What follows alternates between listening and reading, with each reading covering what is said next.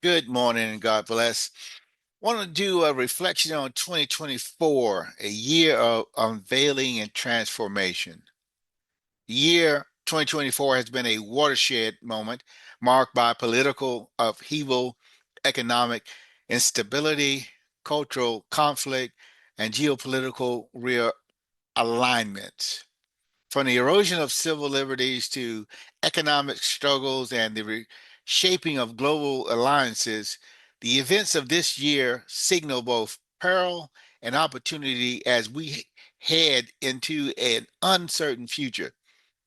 This review, this review the key themes and developments of 2024, providing analysis, quotes, and examples to understand where we have been and what lies ahead. Price workers out of jobs accelerated the shift toward robotics and artificial intelligence. This transformation left many Americans behind, fueling resentment and deepening divides between economic classes. The decline of the US dollar and fears of potential debt default have emboldened global actors such as China, Russia, and Arab Federal League, setting the stage for economic power shift eastward. All of It's this going to be evidence, wild. Rob, is going to come out. The American people are going to finally learn the truth. It's going to be wild. The Ambassador, Assistant Secretary of State, and Chief of Protocol of the United States. Do I have to say all that every time we talk? It's a mouthful, right? It's a lot. It's yeah. also a huge honor. I'm very blessed. It's awesome. Monica Crowley, good to see you. Thank you so much. You too, We Rob. appreciate it. Thank you. All right. All right. Sean Penn blasts the Academy Awards over politics, but the reason why is priceless. And that's next. After confirming Oliver Darcy's reporting that MSNBC's president, Rashida Jones, is mulling a departure early next year. At the same time, as he wrote, a spokesperson for Jones is denying that she is eyeing an exit at all. So Rashida Jones running MSNBC and running it into the ground, it has just turned into a psych ward over there of left-wing dementia. And the idea that she's mulling a departure as the ratings are in the toilet, I'd say she probably knows she's getting thumped, and she's putting that out there to, kind of change the narrative a little bit about what happened to her career. Next up, Chuck Todd says it was selfish for Joe Biden to run for president, and he is the reason the Democrat Party, is now in the toilet. You want to get angry, just as somebody in just all these mixed emotions. You read the Hallie Biden transcript. Essentially, he turned her into a crack addict, and this was all happening in 2017, 2018. Did you just? And Joe Biden were so concerned about their family that they decided to run for president. So when you talk about the word selfish, it's almost like the word doesn't.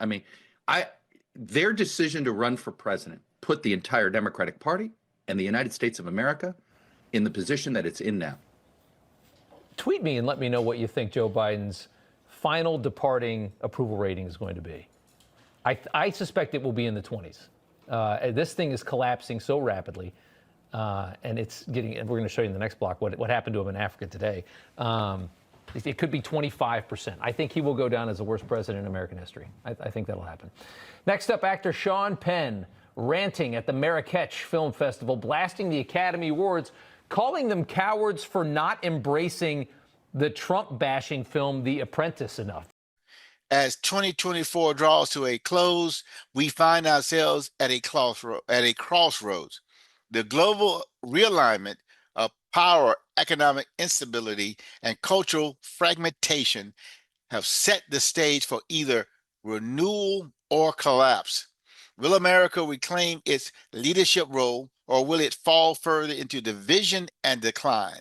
The prophetic undertones in Faded Glory, my fictional portrayal of what could happen in the near future, raise important questions about the role of faith in turbulent times. Meanwhile, debates over intelligent design and moral values point to a hunger for truth and meaning in a world starved for both. A call to action.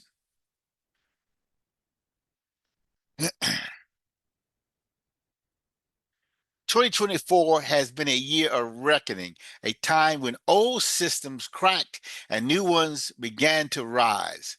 As I look back on the essays and ideas explored this year, the, the central message is clear. We must remain vigilant, whether addressing economic instability, political upheaval, or cultural decay. The battle for truth and freedom is far from over. Quoting Ronald Reagan, freedom is neither more, freedom is never more than excuse me, I'm start over. Quoting Ronald Reagan, freedom is never more than one generation away from extinction. These words resonate more than ever as we prepare for the challenges ahead. In the spirit of faith, reason, and resilience, may we face 2025 with courage and determination, remembering the lessons of the past year and embracing hope of a better future. I hope that you truly press forward with your understanding and knowledge that we dodged a bullet by not succumbing to the Harris dictatorship. We dodged a bullet. Now, I do believe the Antichrist is no doubt, as far as I'm concerned, the Antichrist is coming. The new world order is coming. The global religion, economic, and political system is coming. The mark of the beast is coming. What I'm asking you to do is pray to God, seek out truth, and stand for it. If you know knowledge and you have knowledge, but you do not apply it, what is it worth? So, God bless you. The collapse of economic certainty. In 2024, the American economy, faced unprecedented challenges. U.S. loan payments surpassed defense spending, revealing the fragility of the nation's fiscal foundation. As noted in my essay titled, It's the Budget, Stupid, the reality of the debt crisis forced Americans to confront uncomfortable truths about government spending. We are living in a house of cards built on borrowed time, the essay warned, drawing comparison to this historical moment, like the collapse of the gold standard under Nixon in 1971. Automation continued to disrupt industry as explored in California, and Democrats are destroying the union, or destroying unions. Democrats talk as though we only matter from our waist down, but Trump talks as though we matter from our waist up. Like he appeals to our hearts and minds as well. And I think Kamala Harris at the very end was focused so singularly on reproductive rights to the exclusion of all else, essentially. She spent an entire day in Texas at the Beyonce concert. By the way, that was another major fail. You can't bring out Beyonce twice. Or, I mean, at the DNC, they promised Beyonce couldn't deliver. And then in Texas, they promised Beyonce and she didn't sing. Who do you think all those tens of thousands of people came for? They didn't come for Kamala Harris. They came for Beyonce. And so, I mean, that was just awful. But she focused so much on reproductive rights, not realizing that Americans right now, the two primary things that we care about are prices and immigration. Those are the two overarching issues. And if Trump can succeed on those two fronts, I think he'll have a successful presidency, which means, of course, not to follow through on his tariff threat. Meanwhile, this week, FBI Director Christopher Wray announced plans to resign at the end of the Biden administration as President-elect Donald Trump takes office in January. The news comes amidst a bombshell report from the Justice Department that revealed the FBI had at least 26 confidential informants on the ground when the Capitol was stormed on January 6, 2021. The report says most of the informants engaged in illegal activity during the chaos. The Justice Department says only 3 of its 26 informants present had been instructed to observe potential domestic terrorist suspects on the day of the riot. The rest of the 23 appeared to have gone to the Capitol on their own accord.